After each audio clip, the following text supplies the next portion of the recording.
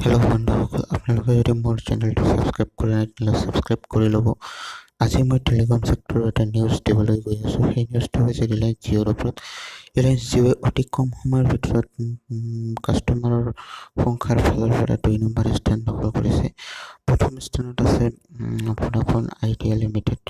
Vodafone idea লিমিটেডে 38.6 কোটি কাষ্টমাৰৰ সৈতে নম্বৰ 1ত আছে আৰু নম্বৰ 2ত ৰিলায়েন্স জিঅ' আছে। ৰিলায়েন্স জিঅ'য়ে 30.6 কোটি কাষ্টমাৰৰ সৈতে নম্বৰ 2 নম্বৰ পজিশ্যনত আছে আৰু 3 নম্বৰ পজিশ্যনত আছে এয়াৰটেল। এয়াৰটেলৰ কাষ্টমাৰৰ সংখ্যা হৈছে 28.4 কোটি।